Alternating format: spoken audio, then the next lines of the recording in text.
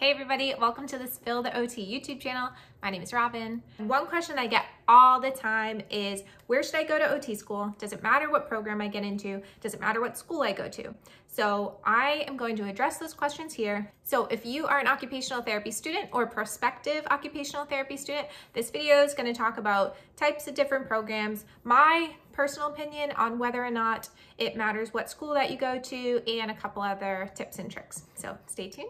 So first question, does it matter what school you go to? And my honest answer is no. I don't think it matters where you go to OT school. Now, this is only my honest opinion. I do think that there are professions where you go to school does play a huge factor into what types of jobs you'll be getting and how successful your career will be. And I do not think occupational therapy fits into that category. I think there are definitely some things you want to look for in a program. You were to earn your occupational therapy degree in a private school in Wyoming or a public school in Florida, it does not matter once you get out into the field. About the actual degree, not necessarily networking, because networking is a totally different aspect. And if you know that you want to work in a Catholic school in a small New England town, then it might be beneficial to find a program that fits in line with that, where you can complete your fieldworks in that area. And in general, wherever you're completing your level 2 fieldworks, if it's a successful fieldwork, then there's a very high chance that they may want to take you on and hire you once you're done with your fieldwork. And for anybody who is not an OT student yet or hasn't looked too far into the program, when you are in OT school, you have different types of fieldworks, and that's basically an internship. And the internships range from once or twice a week on level 1 fieldworks, and then they simulate more of a full-time gig during your level 2 fieldworks, where you're out in the field, usually for about 12 to 14 weeks, and you're working full-time in that setting. You're really immersed into what occupational therapists do. You're treating your own clients. You have a clinical advisor who's typically an occupational therapist, and he or she is guiding you and helping you treat and learn and become competent and ready to practice as an occupational therapist. Okay, so now that we've established that pretty much all occupational therapy programs are going to provide you with the same education that you need to be a successful therapist, I think that there are 3 main things that is important to consider when picking your school. The first one I'm going to start with, and there's really no order, is location. So where do you want to go to school? Have you always lived in the same area of the country and you're ready to explore a different part of the country? If so, then maybe considering changing location would be helpful. Are you somebody who loves to be close to home and you want to have a program that you can drive to so that you can still maintain a job? Then location is going to be important to you. If you have a family and family obligations, then it might be important for you to stay close to home so that you're able to be there for your family full time, or at least be able to easily travel back to them within a day or a couple of hours. So I think really narrowing down where geographically you want to be located in the country is a really good first step on where to begin. If you go to the AOTA.org website, you can actually search by state. So if you've decided that you want to go to school in Florida, then check the AOTA.org website. You can plug in Florida and it'll show you which schools are ACOT certified. And this is very important. You want to make sure that whatever school you're going to is ACOT certified. Any program that is ACOT certified is going to be providing the most up-to-date information according to the AOTA, the American Occupational Therapy Association, and you don't want to mess with a program that's not certified. I had a friend who went to one where they were trying to gain certification. She went through the program for 4 years and then did not get a degree because they did not become certified. So they were able to reimburse her for her tuition that she had paid for that year, but after 4 years, she did not have a degree and she lost money on housing, on food, and on time. So please be mindful when you pick out your location. If you go on the AOTA.org website, start there. That is my biggest and most important advice. Please, please, please play it cautious, go with the ACOT certification. If they're gaining certification, then my guess is they are a great program and hopefully they will get that soon, but don't be their guinea pigs. Go ahead and choose one that you know is safe, where you can invest in yourself for your time and your future without having to have that extra strain and worry, because there are some programs that will not get that, and then you don't want to be put in a terrible situation.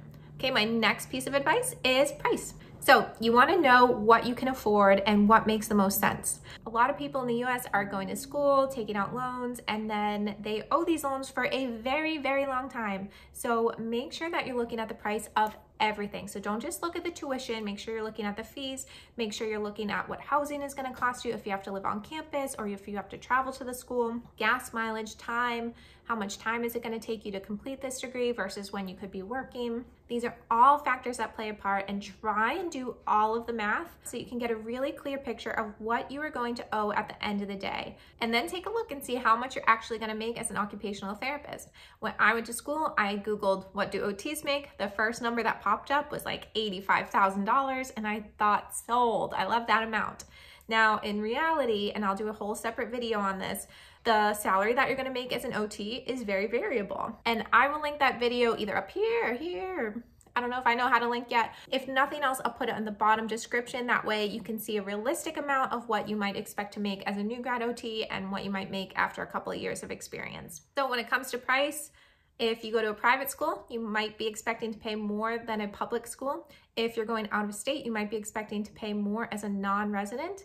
And there are ways around that. In some states, once you've lived there for a year, you can gain residency. If you were to transition your license over, it's a little bit of work, but if price is a really important part to you and you are going to public school, then it might be worth changing over your information so that you can hopefully become a resident if they approve you, and then you can get in-state tuition. That's something that I wish I had done. I went to Towson University, loved it, had a blast. And I am not a resident of Maryland. So one thing I wish that I had done was during my first year, I wish I had started the process to transition over to become a Maryland resident. That way I could have gotten in-state tuition for the remaining couple of years, and it would have just saved me a lot of money.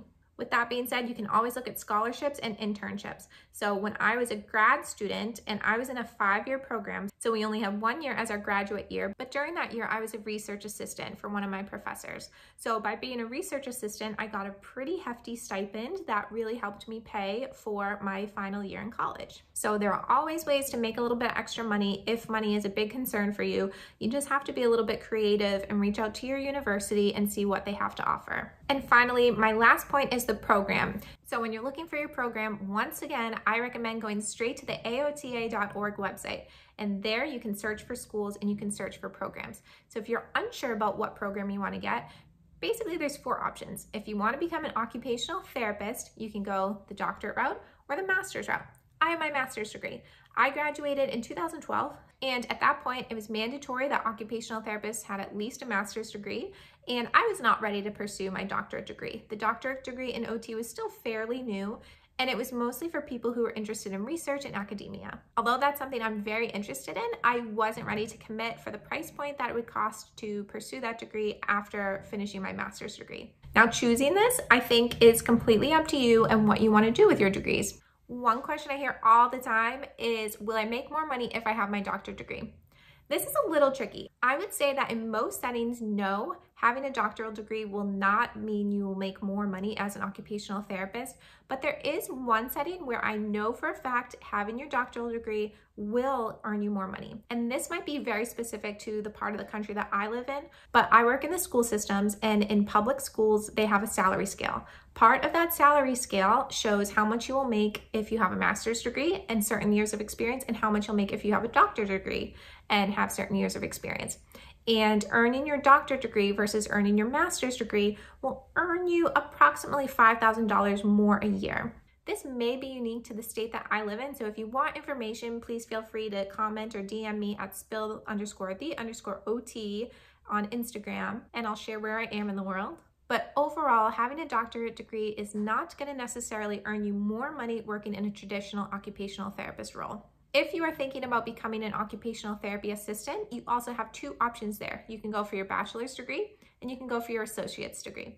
As of right now, you still have the option to do either or degree, depends on your finances and what you're looking for long term.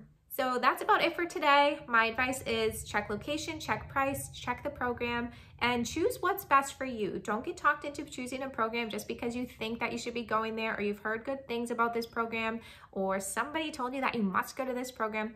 If you are contacting different schools and you hear about a program and they're being pushy, I would consider, why is that program being so pushy, and really reflect on what you want. It's all up to you. Other pieces of advice is go visit the campus if you can. Make sure that you step foot on the campus, see if it feels like a good fit for you. If it's an online program, maybe you can email some of the professors or ask if you can talk to a student who's already been in the program or is currently in the program, and just ask them honest questions. What do you like about it? What don't you like about this program? It's completely okay to ask questions.